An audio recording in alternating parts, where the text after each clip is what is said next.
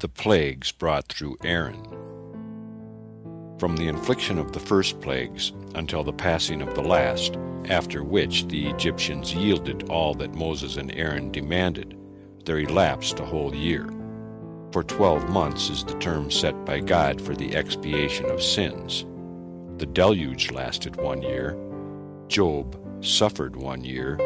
Sinners must endure hell tortures for 1 year, and the judgments at the end of time will be executed for the length of 1 year. Moses announced the first plague to Pharaoh one morning when the king was walking by the river's bank. This morning walk enabled him to practice a deception. He called himself a god and pretended that he had no human needs. To keep up the illusion, he would go to the edge of the river every morning and ease nature, while alone and unobserved. At such a time, Moses appeared before him and called out to him, "Is there a God that has human needs?" "Truly, I am no God," replied Pharaoh. "I only pretend to be one before the Egyptians, who are such idiots you could consider them asses rather than human beings."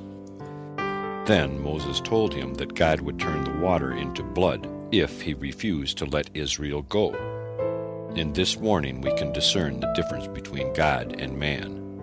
When a mortal harbors the intention to do injury to an enemy, he lays in wait for the moment when he can strike an unexpected blow.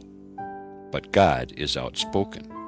He warned Pharaoh and the Egyptians in public whenever a plague was about to descend, and each warning was repeated by Moses for a period of 3 weeks, although the plague itself endured but a single week. As Pharaoh would not take the warning to heart, the plague announced by Moses was let loose on him and his people. The waters were turned into blood. It is a well-known proverb, "Beat the idols, and the priests are in terror." God smote the river Nile, which the Egyptians worshipped as their god, in order to terrify Pharaoh and his people and force them to do the divine will. To produce the plague, Aaron took his rod and stretched out his hand over the waters. Moses had no part in performing the miracle, for God had said to him, "The water that watched over your safety when you were exposed in the Nile shall not suffer harm through you." Aaron had scarcely executed the divine bidding when all the water of Egypt became blood, even that which was kept in jars of wood and stone. The very spit of an Egyptian turned into blood no sooner had he ejected it from his mouth, and also blood dripped from the idols of the Egyptians.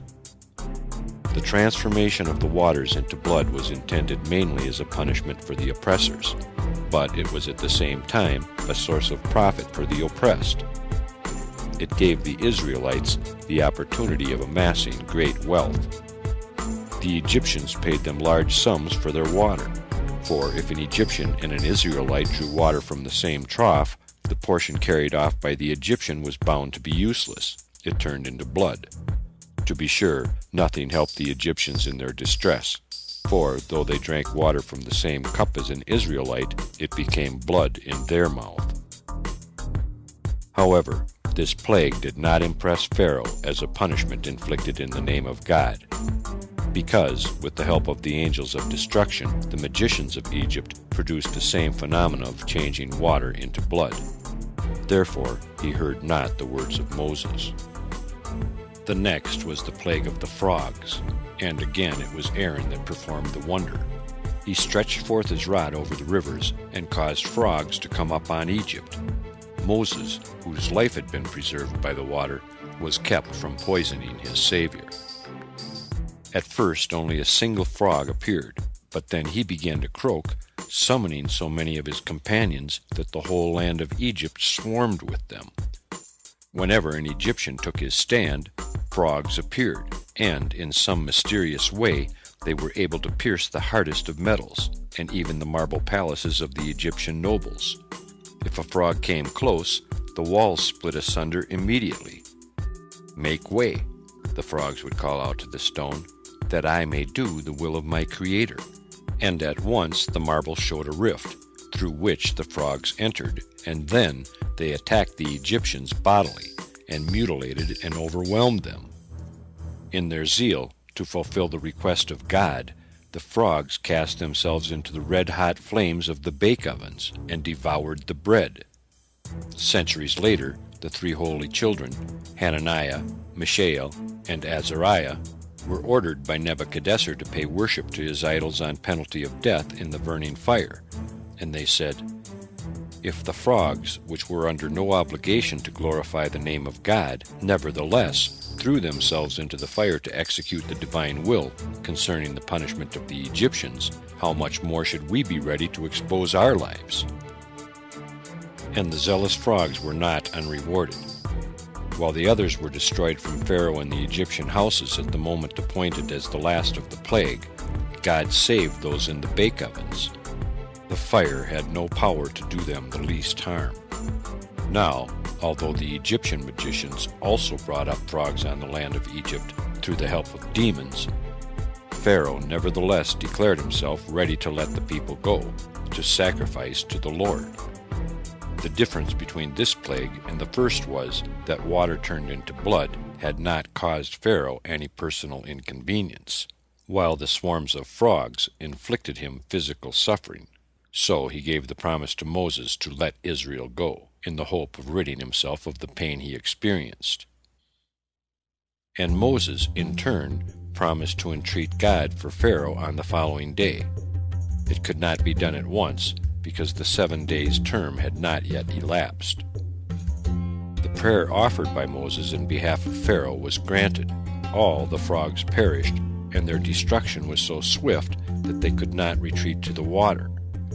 Consequently, the whole land was filled with the stench from the decaying frogs, for they had been so numerous that every man of the Egyptians gathered together 4 heaps of them.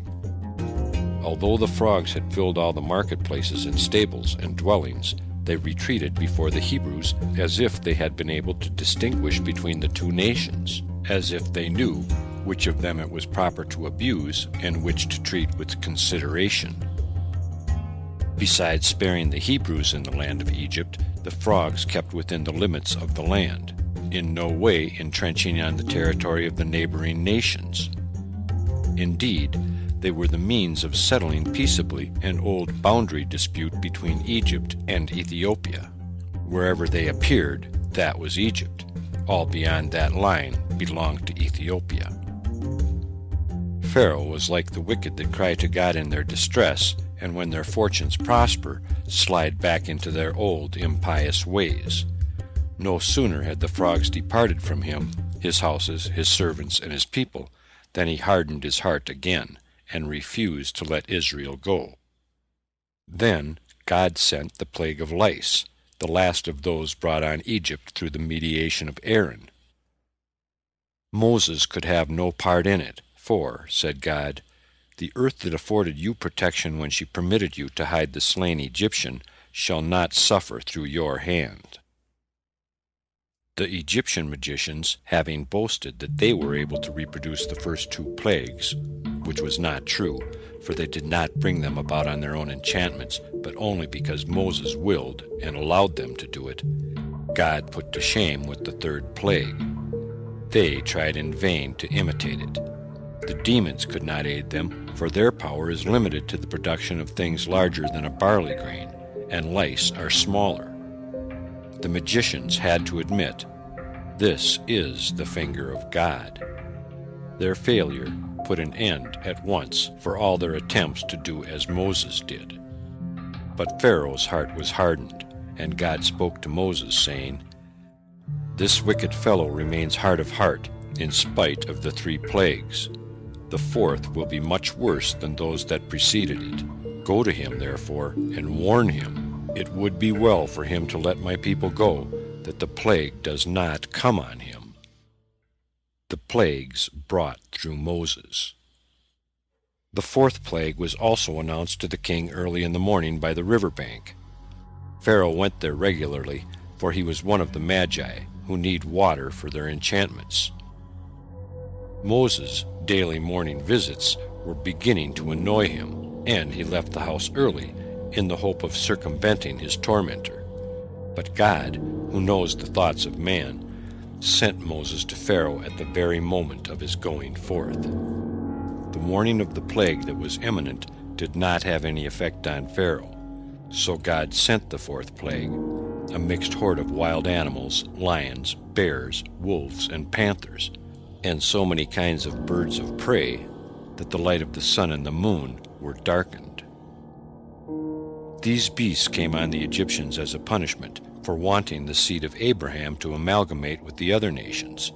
God retaliated by bringing a mixture on them that cost them their life. As Pharaoh had been the first of the Egyptians to lay evil plans against the children of Israel, so he was the first on whom descended the punishment. Into his house the mixed horde of beasts came first, and then into the houses of the rest of the Egyptians. Goshen, the land inhabited by the Israelites, was spared entirely, for God put a division between the two peoples. It is true, the Israelites had committed sins enough to deserve punishment, but the Holy One, blessed be He, permitted the Egyptians to act as a ransom for Israel.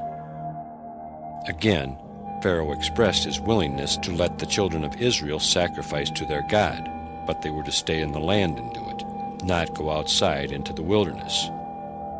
Then Moses pointed out to Pharaoh how unbecoming it would be for the Israelites to sacrifice before the very eyes of his people the animals that the Egyptians worshipped as gods. Then Pharaoh consented to let them go beyond the borders of his land, only they were not to go very far. And Moses, to mislead him, asked for a 3 days' journey into the wilderness. But again, when Moses had entreated God on Pharaoh's behalf, and the horde of wild beasts had vanished, the king hardened his heart and did not let the people go. The cessation of the fourth plague was as miraculous as the plague itself. The very animals that had been slain by the Egyptians returned to life and departed from the land. This was ordained to prevent the wicked oppressors from profiting, even so much as the value of the hides of the flesh and dead animals. It had not been so with the useless frogs. They had died on the spot, and their carcasses had remained where they fell. The fifth plague inflicted by God on the Egyptians was a grievous pestilence, which mowed down the cattle and beasts mostly, yet it did not spare man altogether. This pestilence was a distinct plague, but it also accompanied all the other plagues, and the death of many Egyptians was caused by it. The Israelites, again, came off unscathed. Indeed, if an Israelite had a just claim on a beast held by an Egyptian, it too was spared, and the same good fortune waited on such cattle as was the common property of Israelites and Egyptians. The sixth plague, the plague of boils, was produced by Moses and Aaron together. Each took a handful of ashes from the furnace. Then Moses held the contents in the hollow of one of his hands and sprinkled the ashes up toward heaven, and it flew so high that it reached the divine throne. Returning earthward, it scattered over the whole land of Egypt, a space equal to 400 square parasangs. The small dust of the ashes produced leprosy on the skin of the Egyptians, and boils of a peculiar kind, soft within and dry on top. The first 5 plagues the magicians had tried to imitate, and partly they had succeeded, but in this sixth plague they could not even pretend. They had to give up the attempt. Their craft had only been harmful to themselves. Although they could produce the plagues, they could not imitate Moses in causing them to disappear. They would put their hands into their bosom and draw them out, white with leprosy, exactly like Moses, but their flesh remained leprous until it caused their death. And the same happened with all the other plagues that they imitated. Until their dying day, they were afflicted with the ills they themselves had produced. As Pharaoh had purposely hardened his heart with each of the first 5 plagues, and refused to turn from his sinful ways, God punished him in such a way that he could not mend his ways even if he wanted to. God said, "Even though he desires to do penance now, I will harden his heart, until he has paid dearly for all his sins." Pharaoh had noticed that whenever he walked on the bank of the Nile, Moses would intercept him, He therefore gave up his morning walk. But God told Moses to seek the king in his palace in the early hours of the day, and urge him to repent of his evil ways. Then Moses spoke to Pharaoh as follows, speaking for God. "You villain, do you think I cannot destroy you from the world? If I had wanted to, instead of killing the cattle, I might have killed you and your people with the pestilence, and you would have been cut off from the world. I inflicted the plague only to the degree it was necessary to show you my power, that my name be declared in memory of this throughout all the earth. But you will not stop abusing my people. Behold, tomorrow when the sun passes this point," Moses made a stroke on the wall, "I will cause a very destructive hail to pour down, the like of which will only happen once more, when I annihilate all evil with hail, fire, and brimstone." But God's loving kindness is so great that even in his wrath he has mercy on the wicked, and his chief object was not to injure man and beast, but to damage the vegetation in the fields. He told Moses to tell Pharaoh to bring in his cattle and everything else he could from the field. But the warning fell on heedless ears. Job was the only one to take it to heart, while Pharaoh and his people disregarded the word of the Lord. Therefore the hail killed both man and beast, instead of being confined to the grasses and trees of the fields, as God had originally intended. As a rule, fire and water are elements at war with each other, but in the hailstones that smote the land of Egypt that day, they were reconciled. A fire rested in the hailstones, as the burning wick swims in the oil of a lamp. The surrounding fluid feeds but does not extinguish the flame. Many were killed by the hail, and their bodies were then consumed by fire. The hailstones reaped themselves up like a wall, so that the carcasses of the slain beasts could not be removed. And if the people succeeded in butchering the dead animals and carrying back the meat, the birds of prey would attack them on their way home and snatch their prize away. But the vegetation in the field suffered more than man and beast, for the hail came down like an axe on the trees and broke them. That the wheat was not crushed was a miracle. Now, at last, Pharaoh acknowledged and said, "The Lord is righteous, and I and my people are wicked. He was righteous when he told us to bring our cattle in before the hail, and I and my people were wicked, for we heeded not his warning, and the men and beasts that were found in the field by the hail were killed." Again he begged Moses to supplicate God in his behalf, that he turn the plague away, and he promised to let the children of Israel go. Moses consented to his will, saying, however, "I know what will happen after the plague is stopped. I know you and your servants. You will fear the Lord God now, but once his punishment is removed, you will go back to your wicked ways. But to show his greatness, I will pray him to make the hail to cease." Moses went a short distance out from the city and spread out his hands to the Lord, for he did not want to pray to God in the vicinity where there were idols and images. At once the hail remained suspended in the air. Part of it dropped down while Joshua was engaged in battle with the Amorites, and the rest God will send down in his fury against Gog. Also the thunders ceased at Moses' intercession, and were stored up for a later time, for they were the noise with which the Lord made the host of the Syrians to hear in the siege of Samaria, when they fled in the twilight. As Moses had foreseen, so it happened. No sooner had the hail stopped than Pharaoh abandoned his resolve, and refused to let Israel go. Moses lost no time in announcing the 8th plague to him, the plague of the locusts. Observing that his words made an impression on the king's counselors, he turned and went out from Pharaoh, to give them the opportunity of discussing the matter among themselves. And, indeed, his servants urged Pharaoh to let the Israelites go and serve the Lord their God. But again, when Moses insisted that the whole people must go, the young and the old, the sons and the daughters, Pharaoh demurred, saying, "I know it to be customary for young men and old men to take part in sacrifices, but surely not little children. And when you demand their presence too, you betray your evil purpose. It is but a pretense. You are saying that you will go a 3 days' journey into the wilderness, and then return. You mean to escape and never come back. I will have nothing more to do with the matter. My God, Baal-zephon, will oppose you and hinder you on your journey." Pharaoh's last words were a dim presentiment. He foresaw that on their leaving Egypt, the children of Israel would find themselves in desperate straits before the sanctuary of Baal-zephon. Pharaoh was not content with merely denying the request of Moses and Aaron. He ordered them to be forcibly expelled from the palace. Then God sent the plague of locusts announced by Moses.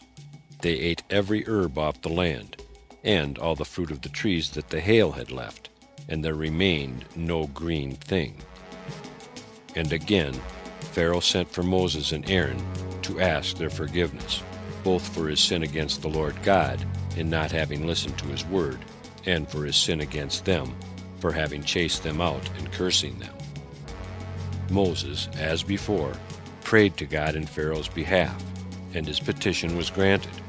The plague was taken away, and in a rather surprising manner. When the swarms of locusts began to darken the land, the Egyptians caught them and preserved them in brine as a dainty to be eaten. Now the Lord blew a strong west wind, which took the locusts and drove them into the Red Sea. Even those they were keeping in their pots flew up and away, and they had none of the expected profit. The last plague, like those which had preceded it, endured 7 days. All the time the land was enveloped in darkness, but not always of the same degree. During the first 3 days it was not so thick, and the Egyptians could change their posture when they wanted. If they were sitting down, they could rise up, and if they were standing, they could sit down. On the 4th, 5th, and 6th days, the darkness was so dense that they could not stir from their place. They either sat the whole time or stood, as they were at the beginning.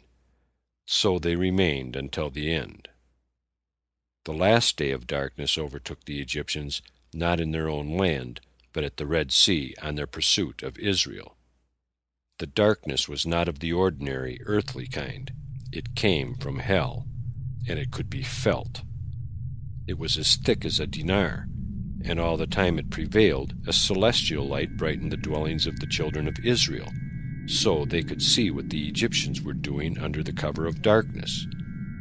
This was of great advantage, for when they were about to go out from the land and ask their neighbors to lend them clothes, jewels of gold and silver for the journey, the Egyptians tried to deny having any in their possession. But the children of Israel, having spied out all their treasures during the days of darkness, could describe the objects they needed with accuracy and designate their hiding places.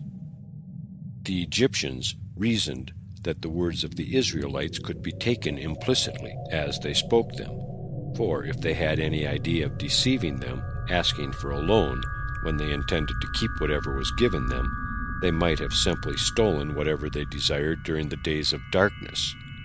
Hence, the Egyptians felt no hesitation in lending the children of Israel all the treasures they asked for. The darkness was of such a nature that it could not be dispelled by artificial means.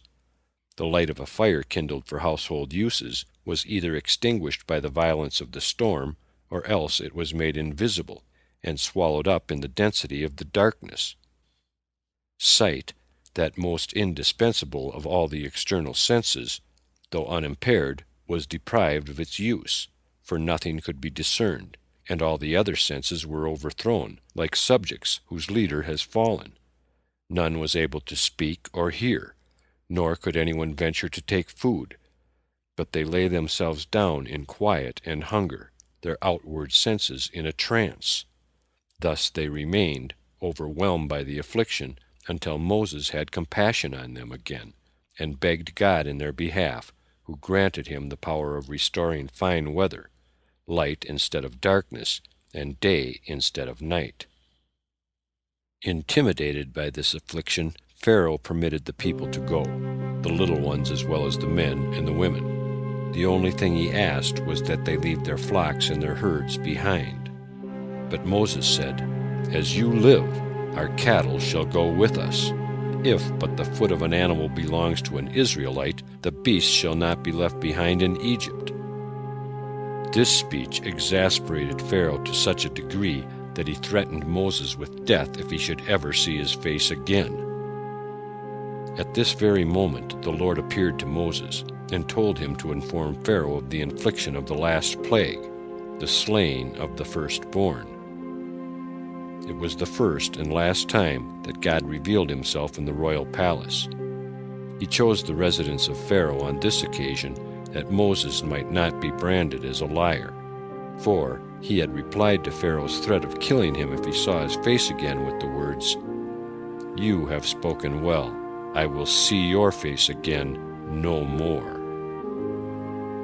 With a loud voice, Moses proclaimed the last plague, closing his announcement with the words, And all these your servants shall come down to me and bow down themselves to me, saying, Leave with all the people that follow you, and after that I will leave. Moses knew well enough that Pharaoh himself would come and urge him to lead Israel out with as great haste as possible. When the time approached in which, according to the promise made to Abraham, his children would be redeemed, it was seen that they had no pious deeds to their credit, for the sake of which they deserved to be released from bondage. God therefore gave them 2 commandments, one bidding them to sacrifice the paschal lamb, and one to circumcise their sons. Along with the first, they received the calendar in use among the Jews, for the Passover feast is to be celebrated on the 15th day of the month of Nisan, and with this month the year is to begin. But the computations of the calendar are so involved that Moses could not understand them until God showed him the movements of the moon plainly. There were 3 other things equally difficult, which Moses could comprehend only after God helped him to see plainly. They were the compounding of the holy anointing oil, the construction of the candlestick in the tabernacle, and the animals, regarding which is permitted or prohibited as food. Also, the determination of the new moon was the subject of special divine teaching. So Moses might know the exact procedure, God appeared to him in a garment with fringes on its corners, told Moses to stand at his right and Aaron at his left, and then, citing Michael and Gabriel as witnesses, he addressed searching questions to the angels as to how the new moon had seemed to them. Then the Lord addressed Moses and Aaron, saying, Thus shall my children proclaim the new moon, on the testimony of 2 witnesses, and through the president of the court.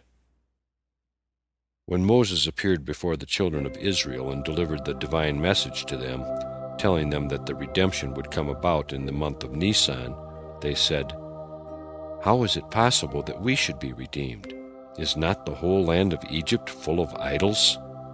And we have no pious deeds to show to make us worthy of redemption. Moses replied and said, As God desires and wants your redemption, he pays no heed to your idols. He passes them by. Nor does he look on your evil deeds, but only on the good deeds of the pious among you. God would not have delivered Israel if they had not abandoned their idol worship. To this purpose he commanded them to sacrifice the paschal lamb. Thus they were to show they had given up the idolatry of the Egyptians, consisting in the worship of the ram. The early law was different from the practice of latter times, for they were bidden to select their sacrificial animal 4 days before the day appointed for the offering, and to designate it publicly as such, to show that they did not stand in awe of the Egyptians. With a heavy heart, the Egyptians watched the preparations of the Israelites for sacrificing the animals they worshipped. Yet they did not dare interpose an objection, and when the time came for the offering to be made, the children of Israel could perform the ceremonies without a tremor, seeing that they knew, through many days' experience, that the Egyptians feared to approach them with hostile intent. There was another practice connected with the slaughter of the paschal lamb that was to show the Egyptians how little the Israelites feared them. They took the blood of the animal and openly put it on the 2 side posts and on the lintel of the doors of their houses. Moses communicated the laws regulating the Passover sacrifice to the elders, and they in turn made them known to the people at large. The elders were commended for having supported the leader at his first appearance, for their faith in Moses caused the whole people to adhere to him at once. Therefore God spoke, saying, I will reward the elders for inspiring the people with confidence in Moses. They shall have the honor of delivering Israel. They shall lead the people to the Passover sacrifice, and through this the redemption will be brought about. The ceremonies connected with the Passover sacrifice had the purpose of conveying instruction to Israel about the past and future alike. The blood put on the 2 side posts and on the lintel of the doors was to remind them of Abraham, Isaac, and Jacob, and the bunch of hyssop for sprinkling the blood on the doors was to imply that, although Israel's position among the peoples of the earth is as lowly as that of the hyssop among the plants, yet this little nation is bound together like the bunch of hyssop, for it is God's peculiar treasure. The paschal sacrifice afforded Moses the opportunity of inducing the children of Israel to submit themselves to circumcision, which many had refused to do until then, in spite of his urgent appeals. But God has means of persuasion. He caused a wind to blow that wafted the sweet scents of paradise towards Moses' paschal lamb, and the fragrance penetrated to all parts of Egypt. The people were attracted in crowds to Moses' lamb, and desired to partake of it. But he said, This is the command of God. No uncircumcised person shall eat thereof. And they all decided to undergo circumcision. When the Lord passed through the land of Egypt, he blessed every Israelite for his fulfillment of the 2 commands, the command of the paschal sacrifice and the command regarding circumcision. Then the Lord performed a great miracle for the Israelites. As no sacrifice may be eaten beyond the borders of the Holy Land, all the children of Israel were transported there on clouds, and after they had eaten of the sacrifice, they were carried back to Egypt in the same way. Next, the slaying of the firstborn. End part 44 of 95, thelegendsofthejews.com.